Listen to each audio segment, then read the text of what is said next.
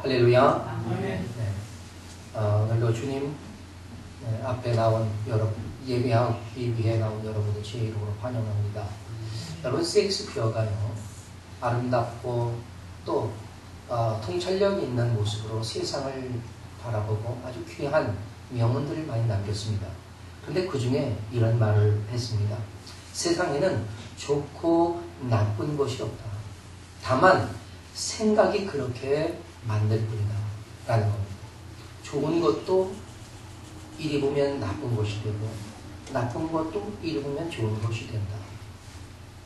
우리가 살아가고 있는 삶에서 우리는 내 마음에 어떤 마음을 가지고 내가 어떤 관점에서 또한 어떤 가치를 가지고 어떻게 바라보느냐에 따라서 그것이 좋은 것이 되기도 하고 나쁜 것이 되기도 한다 하는 겁니다. 여러분, 이 세상에 많은 사람들이 행복을 추구합니다. 그런데 이 행복은 외부의 어떤 조건에 따라서 달라지는 것이 아닙니다. 그것은 우리의 마음에 달려있다고 하는 것입니다. 우리의 마음에 만족하지 않는다면 우리는 행복을 가지지 못합니다. 그러나 우리 마음이 좀 만족하면요, 행복합니다. 그래서 자족한다. 스스로 그것을 족하게 여길 수 있는 마음을 가지고 있다면 우리는 아무리 작은 것도, 그리고 내 삶에 좀 힘들고 어렵고 버겁고 불편한 삶의 현실 속에서도 우리는 부족하지 않고 감사하고 행복할 수 있다는 것입니다. 그런데 오늘 본문에 보면요, 너무나도 행복하게 살았으면서도 자기 자신의 그 행복을, 그 가치를 잘 몰랐던 한 사람이 등장하는 것입니다. 그래서 그는 자신의 현재에 대해 만족하지 못합니다. 그래서 그는 집을 뛰쳐나가는 것입니다. 아버지께 자기에게 돌아올 분깃을 일찍 나눠달라고, 그리고 그것을 가지고 집을 나가버렸습니다. 우리는 오늘 본문에 등장하는 이 한 사람을 탕자라고 부릅니다. 왜냐하면 그가 집에서 뛰쳐나간 후에 그의 삶은 허랑방탕했기 때문입니다. 오늘 본문 말씀은요, 우리가 깊이 묵상하다 보면 왜 이 아들이 집을 뛰쳐나가야만 했을까라고 하는 질문을 던지게 됩니다. 저 역시도 이 말씀을 묵상하면서 왜 이 아들은 그 모든 좋은 환경들이 다 갖추어진 그 집을 뛰쳐나가야만 했을까? 그리고 왜 이 세상엔 이런 탕자들이 줄어들지 않고 점점 늘어나만 갖고 있을까 하는 그런 문제의식을 생각해 보게 됩니다. 여러분, 오늘 본문 속에서 우리는 왜 그래야만 했을까를 물어보고, 그리고 그 답을 찾아가기를 바랍니다. 사랑하는 여러분, 오늘 본문의 강자는요, 왜 그 집을 떠나야만 했을까요? 왜 그래야만 했을까요? 그는 세상에 대한 헛된 꿈을 가지고 있었기 때문이라는 것입니다. 이 둘째 아들이 세상에 대한 꿈을, 도대체 어떤 꿈을 가지고 있었는지에 대해서는 오늘 성경이 분명하게 설명하고 있지는 않습니다. 다만 자신에게 주어진 재산을 가지고 집을 떠나서는 그가 무엇을 하며 살았는가를 보면 그가 가지고 있는 꿈이 어떠했는가라고 하는 것을 우리가 짐작할 수가 있습니다.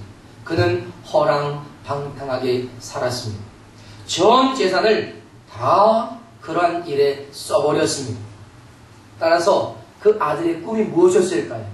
그는 허랑방탕한 삶과 그리 멀지 않은 그런 꿈들을 가지고 있었을 것이다 하는 겁니다.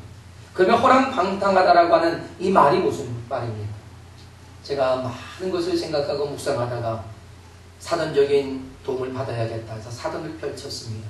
그랬더니 사전엔 이렇게 허랑방탕함이 소개됩니다. 언행이 허황하고 착실하지 못하며 주색에 빠져 행실이 추저분하다. 네, 무슨 우리가 국어 공부하는 것 같죠? 네. 저는 오늘 이 한 사람, 집을 뛰쳐나갈 수밖에 없었던 그 사람의 모습, 그것을 이 허랑방탕함에 보고, 그리고 사전적인 의미에서 우리가 함께 이 은혜 말씀을 나눠보려고 합니다. 허랑방탕함의 첫 번째 의미가 사전적인 의미는 언행이 허황하다라고 하는 것입니다. 여러분, 그의 말과 행동이 얼마나 헛되고 황당하게 살았는지 그것을 보여주고 있는 말이다라고 생각합니다. 여러분, 일확천금을 꿈꾸는 사람들, 이런 망상을 가지고 있는 사람들, 이런 사람들은 사행심이 늘 그 안에 가득한 사람들입니다. 사실 이 세상엔 사행심이 가득한 사람들이 얼마나 많은지 몰라요. 사실 우리에게도 이런 요행을 기대하는 사행심이 우리 안에 다 하나의 성향으로 자리 잡고 있습니다. 그래서 우리가 이런 말 가끔 하지요. 살다 보면 좋은 일도 있을 거야. 매우 긍정적인 삶의 라이프 스타일로 보여집니다. 그러나 사실 그 안에는요, 요행을 기대하고 살아가는 사행심이 담겨져 있는 거예요. 살다 보면 좋은 일이 있을 거야 라고 하는 말의 표현보다는 우리가 열심히 살아감으로 좋은 일을 만들어 가야 한다는 의지가 필요한 것입니다. 하나님의 은혜로 말미암아서 열심히 살아가는 우리의 삶이 하나님의 도우심으로 우리가 좋은 일을 만나게 될 것에 대한 확신을 가지고 살아가는 것이 더 중요하지 않겠느냐 하는 겁니다. 요행을 생각하는 사람들은 돈이 많이 있으면 뭐든지 할 수 있을 것이라고 하는 그런 생각도 가지고 있습니다. 돈 놓고 돈 먹기 아니냐 하는 거죠. 여러분, 돈만 많으면 뭘 해도 될 것이라고 생각하는데 사실 그렇습니까? 우리가 인생을 살아오면서 깨닫는 것이 뭡니까? 돈 필요하다. 그러나 돈이 전부가 아니라는 것 아니겠습니까? 돈은 인생에서 아주 유용하면서도 위험한 요소라고도 우리는 분명히 압니다. 잘 쓰면 유용하지만요, 잘못 쓰면 내 인생의 극약이 되는 거예요. 미국에서요, 복권, 이 로또에 당첨된 사람들, 그래서 그 당첨금을 수혜받은 사람들의 삶이 어떤가를 조사해 봤답니다. 그랬더니 단 한 명을 제외하고는 모든 인생을 망쳤답니다. 그래서 그 망친 그들에게 물었답니다. 당신은 요즘도 복권을 사십니까? 했더니 대부분이 매주 하나씩 삽니다. 그러면 여전히 사행심을 버리지 못한 채 살아갑니다. 그럼 단 한 사람 누구였을까요? 그는 그것을 수혜받자마자 자신의 모든 빚을 다 갚고, 그리고 집 하나, 조그만 땅 하나 해서 남은 모든 금액을 교회에 헌금하고 모두 다 전액 기부했답니다. 그리고 지금도 건강하게 살아간다는 것입니다. 여러분, 사행심은 우리에게 헛된 꿈을 키우고 있고 잘못된 삶의 방식을 만들어가기 일쑤입니다. 우리가 이런 것을 떨쳐버릴 때에 여러분의 인생의 건강도 되찾게 될 줄로 믿습니다. 여러분, 요행을 기대하거나 허황된 것을 꿈꾸는 사람은요, 사실 허랑방탕함의 위험적인 성향을 가지고 있는 사람이다 라고 봐도 틀리지 않습니다. 그래서 성경은 이런 언행이 허황한 이런 사람들에게 교훈하기를 갈라디아서 5장 26절에 허황된 영광을 구하며 서로 노엽게 하거나 서로 다투지 말지라고 말합니다. 그러니까 헛된 영광을 구하는 사람은 사람들을 노엽게 하고요, 서로 다투고요, 투기하고 싸운다는 것입니다. 그 안에 선하고 온유함을 가지고 있지 못하다는 것입니다. 또한 욥기서 35장 13절에 보니까 이렇게 말합니다. 헛된 것은 하나님이 결코 듣지 아니하신다. 할렐루야. 하나님은요, 우리의 허황된 기도를 듣지 않으십니다. 또 전도서 6장 11절에 보니까 헛된 것을 더하게 하는 많은 일들이 있나니 그것들이 사람에게 무슨 유익이 있겠느냐라고 말합니다. 언행이 허황한 것, 여러분, 우리 인생에 아무런 유익이 없다라고 말합니다. 그렇습니다. 요행을 기대하는 것은요, 믿음이 아니에요. 우리 믿음으로 사는 그리스도인들은 요행을 구해서는 안 됩니다. 제가 며칠 전에 친구 목사님들 만났습니다. 그 친구들과 이 얘기가 나왔어요. 그래서 친구들에게 물어봤습니다.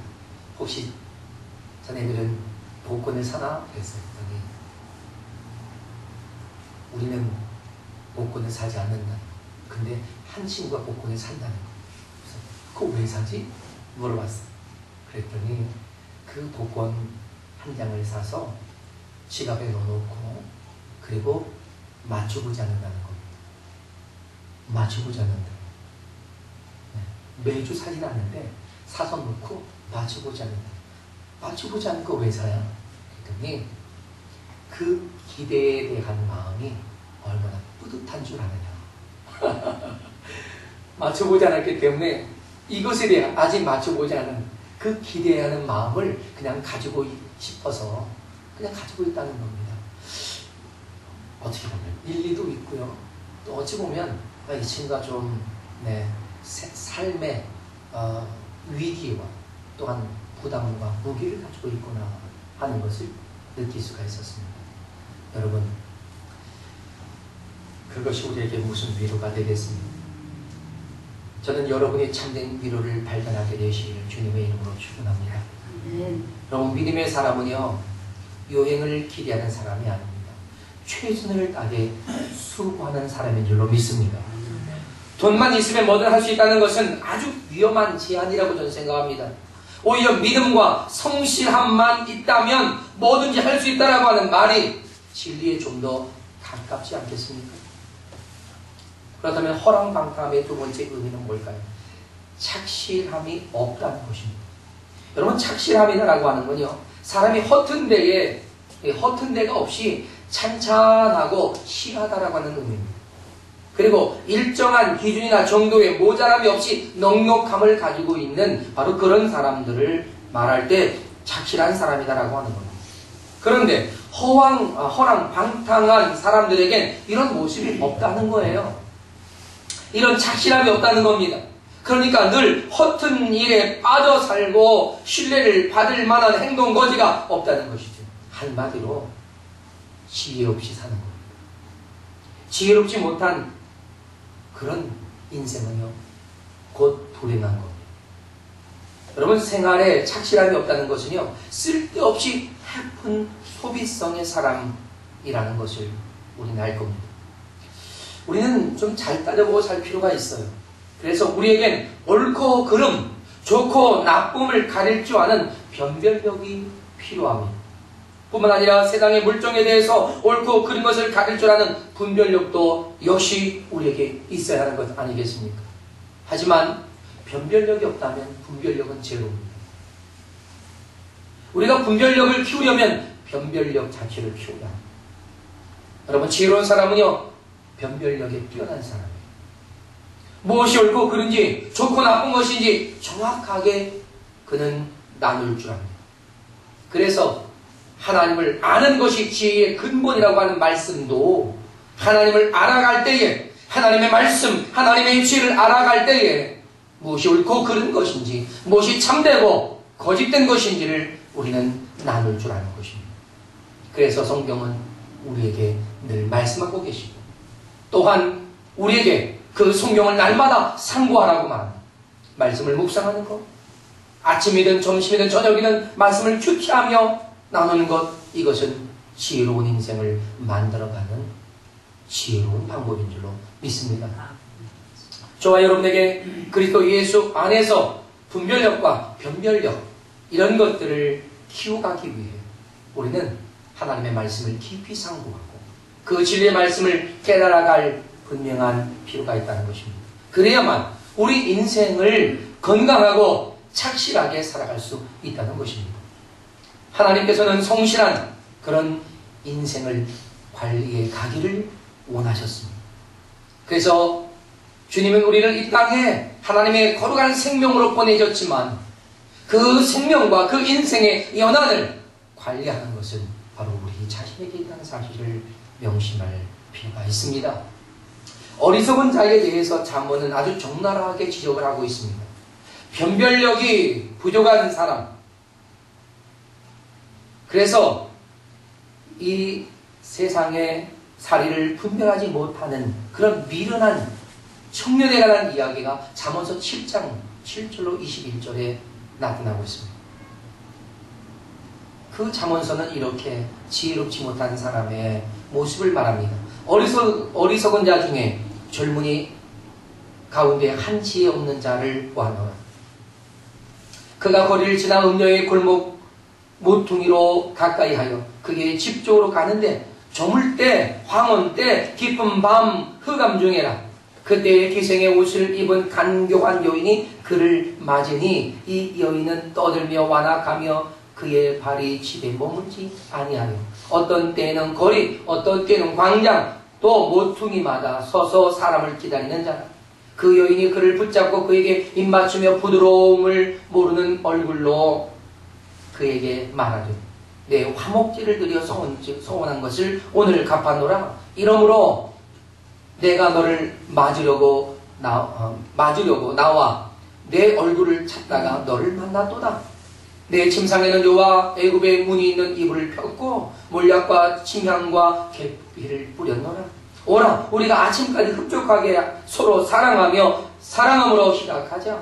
남편은 집을 떠나 먼 길을 갔으며 은주머니를 가졌은즉 보름날에나 집에 돌아오리라 하여 여러 가지 고운 말로 유혹하여 입술에 호리는 말로 꿰물어 젊은이가 곧 그를 따랐으니 소가 두두장으로 가는 것 같고 미련한 자가 벌을 받으려고 쇠사슬에 매이러 가는 것 같도다. 필경은 화살이 그 간을 뚫게 되리라. 새가 빨리 그물로 들어가되 그의 생명을 잃어버릴 못함과 같으니라. 여러분, 이 어리석고 미련한 이 청년이 뭡니까? 변별력이 없다는 겁니다. 상황을 분별하지 못한다는 것입니다. 자신을 유혹하는 그 유혹의 그 손길이 아름다운 것이 아니라 그의 생명을 빼앗아가고 있는 것인 줄 깨닫지 못한다는 것이죠. 그렇습니다. 이렇게 변별력도 분별력도 없으니까 오늘 본문에 등장하는 이 사람이 허랑방탕한 생활을 하는 바로 그런 삶에 빠져들었던 것입니다. 어찌 보면 너무나도 당연한 결과라고 봅니다. 성경에서는 이렇게 지적하고 있습니다. 레위기 10장 10절에 너희가 거룩하고 속된 것을 분별하며 부정하고 정한 것을 분별하고 라고 말합니다. 여기서의 분별은 사실 변별이라고 번역이 되어 맞는 말일 것입니다. 또 말라기 3장 18절 이렇게 말합니다. 그때 너희가 돌아와서 의인과 악인을 분별하고 그리고 하나님을 섬기는 자와 섬기지 아니하는 자를 분별하리라 라고 말합니다. 우리에게 하나님을 아는 지혜와 지식이 풍성하게 주님 우리에게 주시기를 원하십니다. 그러므로 그 지혜와 지식을 통해서 우리는 변별력도 분별력도 키워가야 합니다. 왜요? 그것을 알아야, 그런 능력을 갖춰야 우리가 세상에서 무엇이 악한 것인지, 무엇이 우리를 사망으로 이끌고 가고 있는 것이고, 무엇이 우리의 삶에 의로운 것이며 또한 생명의 길로 이끌고 가는 것인지 우리는 알 수 있기 때문입니다. 사랑하는 여러분, 분별력과 변별력이 없다는 것, 그 지혜가 없다는 것, 그것은요 허랑방탕할 위험적 소지가 있다는 것입니다. 그럼 셋째로 허랑방탕함의 의미는 주색에 빠져 행실이 더럽고 지저분하다는 의미입니다. 여러분, 주색에 빠진다는 것은요 그 행실이 더럽고 지저분한 거거든요. 술과 여자를 좋아한다는 것은요 세상 향락을 따라가는 방탕한 인생이라고 하는 것입니다. 서해안에 가면 몇몇 곳을 제외하고는 대부분이 갯벌로 이렇게 쫙 이루어져 있습니다. 혹 여러분은 그 질퍽거리는 갯벌에 들어가 보신 적이 있는지 모르겠습니다. 처음에는 그 약간의 두려움도 좀 있더라고요. 이 갯벌에 발을 그냥 쭉 빠집니다. 예. 가만히 서 있으면 계속 빠져들어가요. 무릎, 허벅지, 심한 곳은요 우리의 몸까지 쑥 다 빠져들어갑니다. 네. 그래서 깊게 빠지기 전에 빨리 발을 옮겨야 돼요. 네. 무슨 축지법을 쓰는 말이죠. 빨리 발을 옮겨야 깊이 빠지지 않습니다. 그래서 이렇게 빨리빨리 발을 옮기면서 걷더라도 한 5분 정도만 걸으면요, 우리의 힘이 다 빠지고, 그래서 탈진합니다. 너무 힘들어요. 그래서 엎어지고 맙니다. 여러분, 갯벌에서 걸어다니는 것, 그건 정말 힘들고 고단한 일이더라고요. 그러니까 여러분, 이 갯벌에서 채취해가지고 파는 거 비싸다고 생각하지 마십시오. 네. 누구나 가면 그 잡는 거지만 그 굉장히 힘들면서 이 채취한 겁니다. 네. 사실 이렇듯요, 여러분, 주색에 빠진다는 것도요, 이 갯벌에서 질퍽거리듯이 죄악의 수렁에서 질퍽거리는 겁니다. 한번 발이 깊게 빠지면 그 걸음을 옮겨가는 것조차가 얼마나 힘들고 어려운지 모릅니다. 이렇게 갯벌에 빠져서 몸을 가누지 못할 때에 민물이 들어온다고 생각해 보십시오. 위험천만입니다. 여러분, 주색에 한번 빠지면요, 헤어나기 어렵습니다. 그러다가 생명의 위기, 우리 인생의 위기도 온다는 것입니다. 사실 주색만 그렇겠습니다. 세상의 죄라는 것이 다 그렇습니다. 한번 맛을 들어놓고 보면 그것에도 빠져나오기란 결코 쉽지가 않습니다. 발이 무릎 이상 빠져들고, 그리고 막 허벅지까지 빠져들면요, 굉장히 나오기 어려운데, 이 죄악에 빠져서 거기서 나오려고 하는 건 그것과 비교할 수 없이 어렵습니다. 사랑하는 여러분, 오늘 본문의 이 둘째 아들은 그렇게 살았던 겁니다. 세상의 그 징벌에서 깊이 그의 발이 수렁에 빠져들었던 것입니다. 결국 그는 모든 재산을 다 낭비하고 다 없앤 후에 비로소 그의 허랑방탕한 생활을 접습니다. 그리고 그가 뛰쳐나갔던 그 집으로 다시 돌아가야겠다라고 하는 생각을 갖는 거죠. 만일 그가 하나님을 아는 지혜가 좀 있었더라면, 세상과 하나님 나라에 대한 변별력과 분별력을 조금이라도 가지고 있었더라면, 그리고 허랑방탕한 그의 삶에 그 수렁에 깊이 빠져드는 것이 얼마나 위험한 줄 조금이라도 알았더라면, 그는 집에서 뛰쳐나갈 이유가 없었을 것입니다. 그런데 그가 그렇게 당당하게 아버지에게 유산을 요구하고 뛰쳐나갔던 그의 인생, 허랑방탕함을 살았지만 모든 것을 다 잃어버리고 그의 인생이 고단해졌고 비참하게 된 이후에 그는 이제 아버지께로 돌아옵니다. 그러면 왜 그는 또 집으로 돌아와야만 했느냐는 것입니다. 배고파서요? 사실 그가 무엇이 소중한지를 깨달았기 때문이라는 사실입니다. 아멘. 집에 있을 때는 아버지 은혜와 사랑이 얼마나 위대한 것인지 몰랐어요.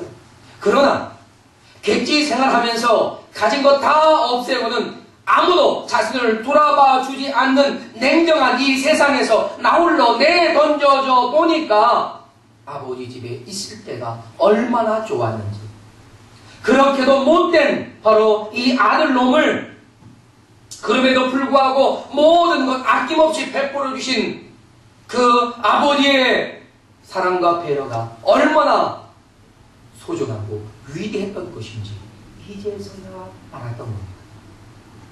너무나 큰 은혜고 너무나 놀라운 사랑이었습니다. 값없이 받고 있었기 때문에 그 소중함을 그저 몰랐던 겁니다. 비록 자기 스스로 자초한 고생이며 고단한 삶이었지만 그 속에서 분명 그는 아버지의 크고 놀라운 사랑을 깨달은 것입니다. 천만다행아니겠습니까? 아버지가 내 인생의 진리라는 것을 깨달은 겁니다. 내 인생의 진리요 답이신 분이 하나님, 그분이라는 것을 오늘 본문은 우리에게 말씀하고자 하셨던 겁니다. 우리 주 예수 그리스도의 아버지이신, 나의 아버지이신 내 하나님, 그 하나님과 함께하는 것이 내 인생의 행복이라는 것을 기억하시기를 주님의 이름으로 축원합니다. 아멘. 여러분, 종교개혁이 어떻게 시작되었습니까? 하나님의 교회가 타락하고 호랑방탕해서 온갖 죄악을 일삼았을 때에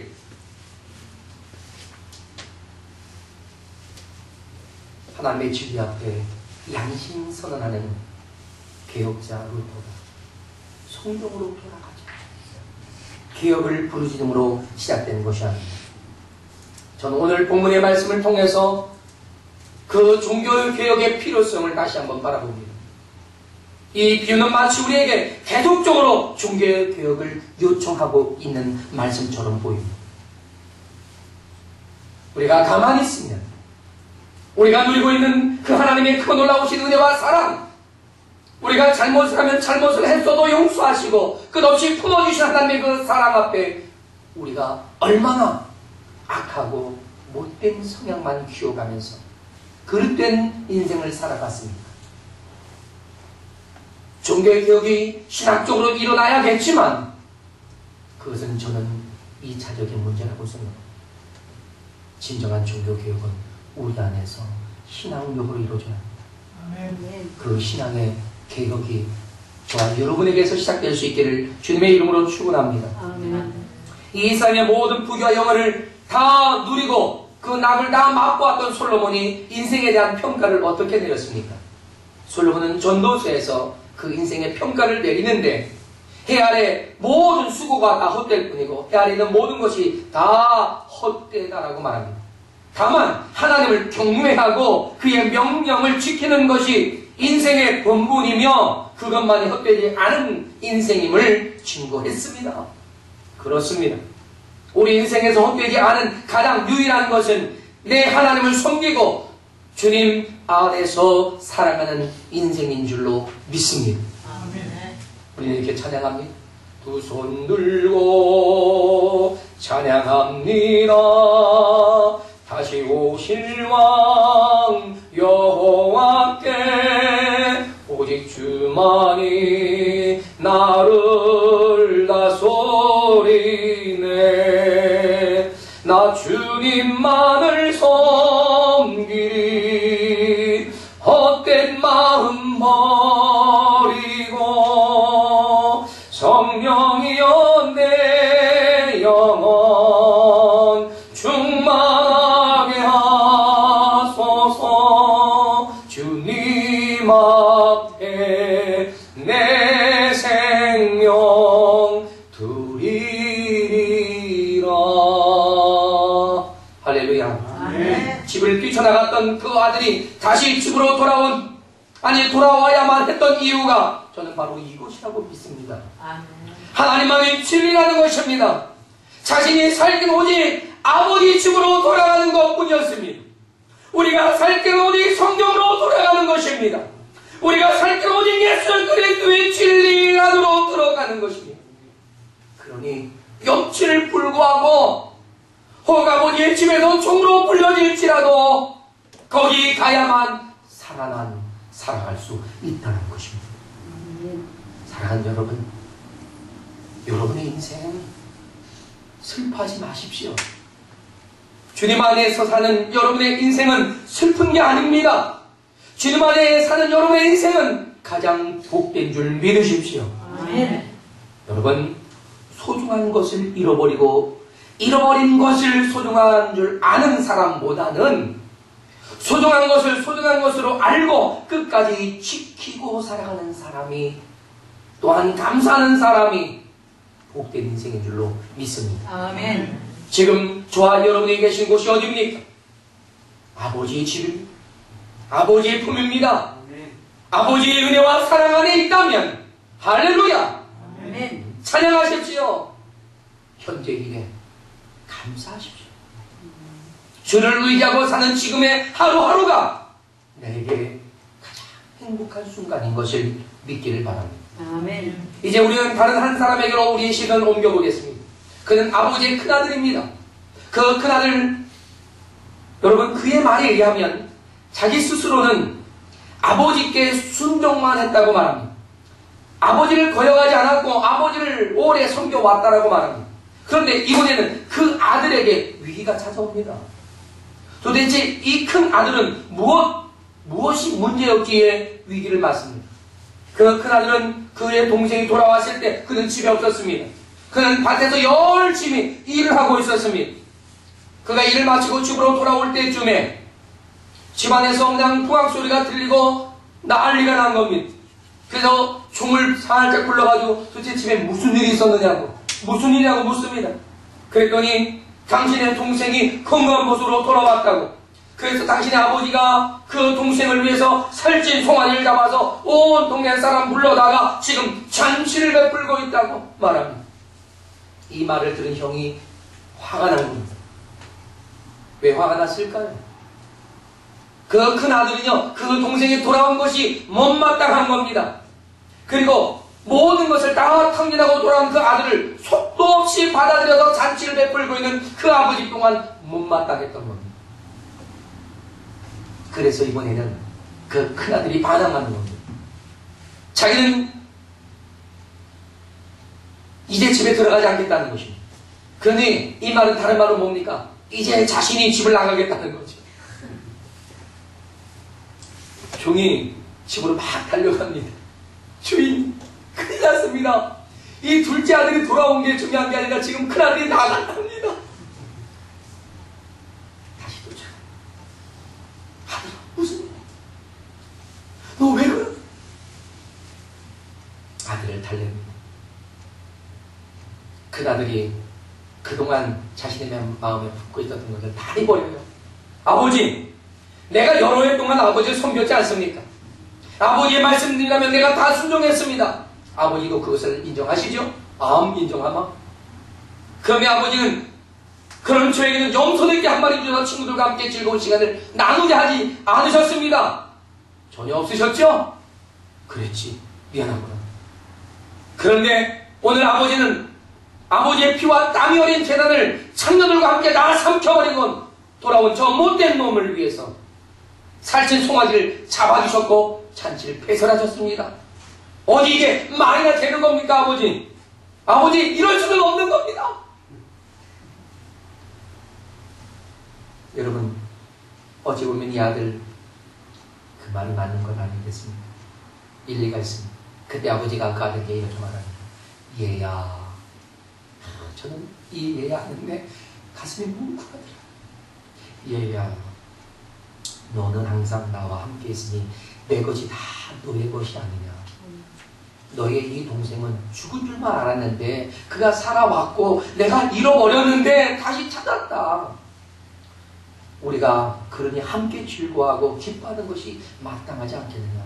그러니 네가 좀 이해해라. 비록 네 동생이 잘못한 거 맞다. 맞지만 지금은 그 잘못한 것이 문제냐? 아니잖아. 그 녀석이 살아 돌아온 것이 감사한 일 아니냐. 그러니 오늘은 내 동생을 기쁘게 맞이하자꾸나. 다음에 네 친구를 불러라. 내가 한번 거하겠어 봐. 뭐 이러지 않았겠어요? 네. 이 큰아들에게도 여러분 위기가 찾아오지 않습니까? 건강한 것이 아닐 수 있습니다. 한국교회가 부흥한 것이 아닐 수 있다는 것입니다.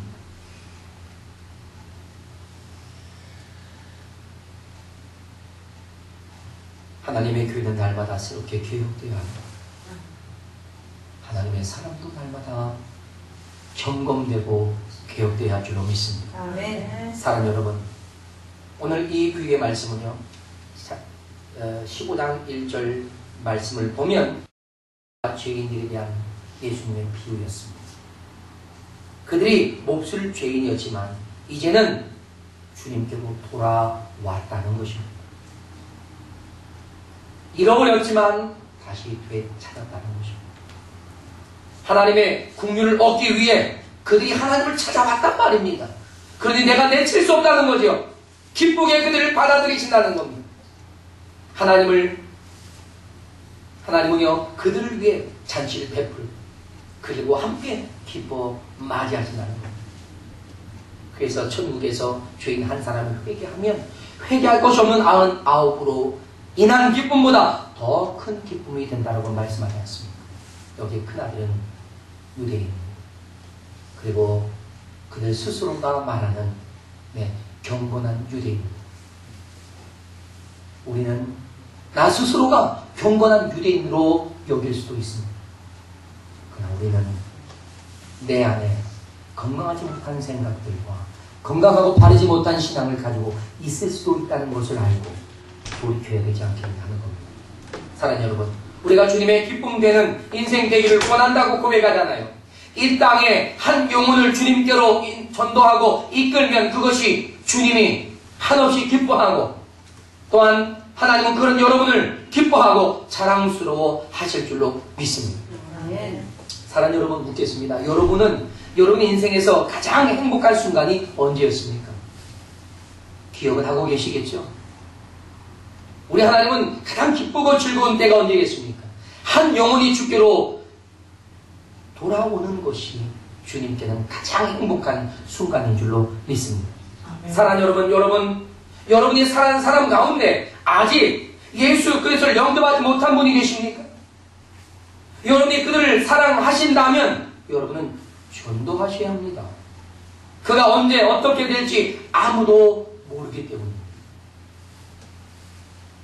우리가 사랑할 만한 기회가 있을 때 사랑하십시오.